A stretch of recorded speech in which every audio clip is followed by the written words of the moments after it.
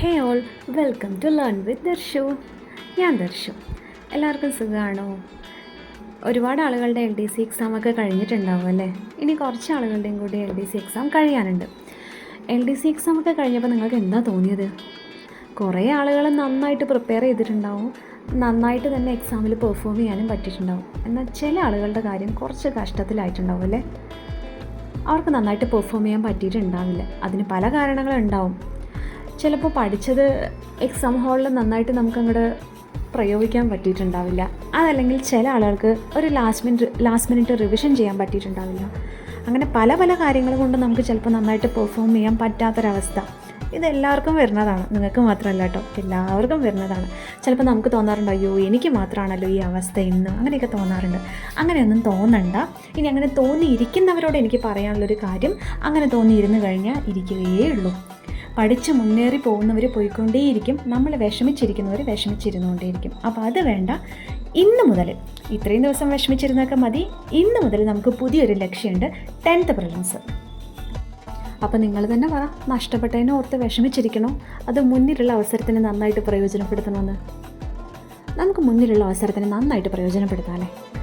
December 28-നായിട്ട് 10th prelims തുടങ്ങും അല്ലേ? അങ്ങനെയാണ് PSൻ്റെ പുതിയ നോട്ടിഫിക്കേഷൻ വന്നിരിക്കുന്നത്, അങ്ങനെയാണ് വന്നിരിക്കുന്നത്. അപ്പോൾ നമുക്ക് സമയം വളരെ കുറച്ച് തന്നെയാണുള്ളത്. മിക്കവാറും ആൾക്കാരെല്ലാം പഠിച്ച് ഏകദേശം എത്തിയിട്ടുണ്ടാവുമെന്ന് വിചാരിക്കണം. ചുരുക്കം ചില ആൾക്കാർ പുതുതായിട്ട് തുടങ്ങുന്നുണ്ടാവും. തുടക്കക്കാർ പേടിക്കണ്ട, നമുക്ക് ഒരുമിച്ച് മുന്നോട്ട് പോകാം, പേടിക്കുകയേ വേണ്ട. പിന്നെ പഠിച്ചു കൊണ്ടിരിക്കുന്നവർ LDC ഒക്കെ കഴിഞ്ഞ് ഈ പറഞ്ഞ പോലെ നന്നായിട്ട് പെർഫോം ചെയ്യാൻ പറ്റിയില്ലെങ്കിൽ അവർക്കൊരു വിഷമം ഉണ്ടാവും മനസ്സിൽ. അത് അങ്ങനെ വിഷമിച്ചിരിക്കേണ്ട നിങ്ങളാരും. നമുക്ക് ഇനിയൊരു ഈ പറഞ്ഞ പോലെ മുമ്പിൽ നല്ലൊരു അവസരം വന്നിട്ടുണ്ട്, അത് നമുക്ക് പ്രയോജനപ്പെടുത്തണം. അപ്പോൾ പഠനം പാതി വഴിയിൽ വെച്ച് മുടക്കിയവരെല്ലാം റീസ്റ്റാർട്ട് ചെയ്യാൻ തയ്യാറായിക്കോ. നമുക്ക് ഒരുമിച്ച് പഠിക്കാം, നമുക്ക് ഒരുമിച്ച് ജോലി നേടാം.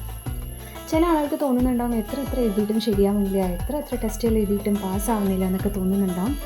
നിങ്ങളെ തന്നെ ഒന്ന് നിരീക്ഷിക്കാമെന്നേ ഞാൻ പറയുള്ളൂ. എന്താണെന്ന് വെച്ച് കഴിഞ്ഞാൽ, ചെറിയ വളരെ മൈന്യൂട്ടായിട്ടുള്ള ചെറിയ കാരണങ്ങൾ കൊണ്ടായിരിക്കും നമുക്ക് ഈ പറഞ്ഞ പോലെ പാസ്സാവാൻ പറ്റാത്തത്. ആ കാരണങ്ങൾ എന്താണെന്ന് നിങ്ങൾ തന്നെ കണ്ടുപിടിക്കുക. ഇപ്പോൾ ഒരുപാട് മോട്ടിവേഷൻ വീഡിയോസ് കണ്ടിട്ടോ അല്ലെങ്കിൽ മറ്റുള്ളവർ പറയണത് കണ്ണടച്ച് അപ്പാടെ ചെയ്തിട്ടൊന്നും കാര്യമില്ല. നമ്മുടെ വീക്ക്നെസ് എവിടെയാണ്, അല്ലെങ്കിൽ നമ്മൾക്ക് അബദ്ധം പറ്റുന്നത് എവിടെയാണ്, ഇങ്ങനെയുള്ള കാര്യങ്ങൾ നിങ്ങൾ തന്നെ വിലയിരുത്തുക. ഇത് കാണുന്ന ഒരുപാട് ആൾക്കാരുണ്ടാവും. ഇപ്പം എനിക്ക് പറ്റുന്ന തെറ്റുകളായിരിക്കില്ല നിങ്ങൾക്ക് പറ്റുക, അല്ലെങ്കിൽ നിങ്ങൾക്ക് പറ്റുന്ന തെറ്റെല്ലാം മറ്റൊരാൾക്ക് പറ്റുക. അപ്പം നമ്മുടെ തെറ്റുകൾ എവിടെയാണ്, നമ്മൾക്ക് എവിടെയാണ് അബദ്ധം പറ്റിയിട്ടുള്ളത്, നമ്മൾ പഠിക്കുന്ന രീതിയിൽ എന്താണ് പ്രശ്നം വന്നിരിക്കുന്നത്, ഈ കാര്യങ്ങൾക്ക് നിങ്ങൾ തറവായിട്ടൊന്ന് അനലൈസ് ചെയ്യാം. അങ്ങനെ അനലൈസ് ചെയ്ത് നിങ്ങളുടെ പ്രശ്നം എന്താണെന്ന് നിങ്ങൾ മനസ്സിലാക്കി കഴിഞ്ഞാൽ തന്നെ നിങ്ങൾ പാതി വിജയിച്ചെന്നാണ് അതിൻ്റെ അർത്ഥം. പിന്നെ ആ കാര്യങ്ങളെല്ലാം റെക്ടിഫൈ ചെയ്ത് മുന്നോട്ട് പോകുക എന്നുള്ളതാണ്.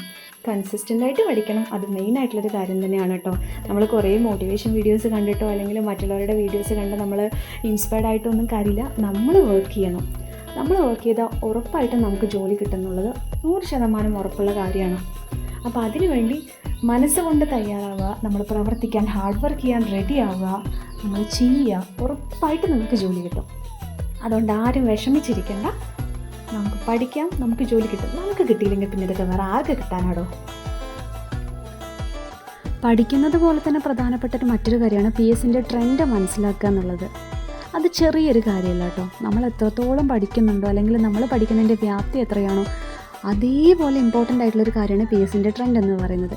ഇപ്പോൾ നമുക്ക് LDCൻ്റെ എക്സാം കഴിഞ്ഞപ്പോൾ തന്നെ നമുക്ക് മനസ്സിലായിട്ടുണ്ട്, ട്രിവാൻഡ്രം ക്വസ്റ്റ്യൻ പേപ്പറും അതുപോലെ തന്നെ കൊല്ലം, ഇതെല്ലാം നമ്മൾ അനലൈസ് ചെയ്തപ്പോൾ നമുക്ക് കുറേ കാര്യങ്ങൾ മനസ്സിലായി. കുറച്ച് ചോദ്യങ്ങളല്ല, മുഴുവൻ ചോദ്യങ്ങളെന്നൊന്നും ഞാൻ പറയുന്നില്ല, പക്ഷേ കുറച്ച് ചോദ്യങ്ങളെങ്കിലും സെയിം പാറ്റേണിൽ റിലേറ്റഡ് ഫാക്ട്സ് ആയിട്ട് വരുന്നുണ്ടെന്നുള്ളത് നമുക്ക് എല്ലാവർക്കും മനസ്സിലായിട്ടുണ്ട് അല്ലേ?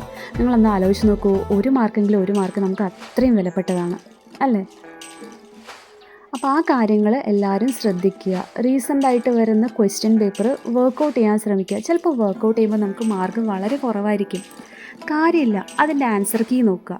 അതുമായിട്ട് ബന്ധപ്പെട്ടിട്ടുള്ള റിലേറ്റഡ് ഫാക്ട്സ് നമുക്ക് മാക്സിമം പറ്റാവുന്ന ഇത്രയും കാര്യങ്ങൾ കണ്ടെത്തി പഠിക്കുക. ഉറപ്പായിട്ടും അത് ഉപകാരം ചെയ്യും. മറ്റൊരു പ്രധാനപ്പെട്ട കാര്യം നമ്മുടെ SCERTയും NCERT ആണല്ലേ. ഇപ്പോഴും SCERT പഠിക്കാതെ എക്സാമിന് പോകുന്ന ഒരുപാട് ആളുകളുണ്ട്.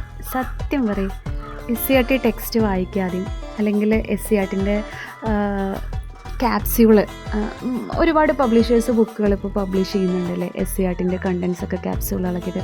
അത്തരത്തിലുള്ള ഒരു ബുക്കും വായിക്കാതെ ഇപ്പോഴും എക്സാമിന് പോകുന്ന ആൾക്കാരില്ലേ? സത്യം പറഞ്ഞ് കമൻസിൽ പറയണം കേട്ടോ, അങ്ങനെയുള്ളവരുണ്ടെങ്കിൽ. ഉണ്ടാവുമെന്ന് എനിക്ക് ഉറപ്പാണ്. അപ്പോൾ നമ്മളത് സിൻസിയറായിട്ട് നോക്കാത്തത്, സിൻസിയറായിട്ട് ശ്രദ്ധിക്കാത്തത് തന്നെയാണ് അതിൻ്റെ കാരണം, മെയിനായിട്ടുള്ള കാരണം എന്ന് പറയുന്നത്. ഇതൊക്കെ നമ്മുടെ റാങ്ക് പുറകിലേക്കാവാനും നമ്മൾ കട്ട് ഓഫ് കടക്കാതിരിക്കാനൊക്കെ ഉള്ള പ്രധാനപ്പെട്ട കാരണങ്ങളാണ്. നമ്മൾ SCERT തറവായിട്ട് നോക്കുക തന്നെ വേണം, അല്ലാതെ വേറെ നിവർത്തിയൊന്നുമില്ല. SCERT നിന്നും NCERT എന്നൊക്കെ തന്നെയാണ് ഇപ്പോൾ ചോദ്യങ്ങൾ വരുന്നത്.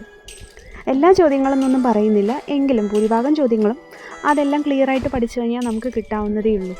അപ്പോൾ ഇനി മുതൽ, ഇതുവരെ നോക്കിയിട്ടില്ലെങ്കിൽ സാരില്ല, ഇനി മുതലെങ്കിലും ഈ കാര്യങ്ങൾ ശ്രദ്ധിച്ച് നോക്കണം, പഠിക്കണം. നമുക്ക് ജോലി വേണം, പഠിച്ചേ പറ്റൂ, എന്തായാലും പഠിക്കണം.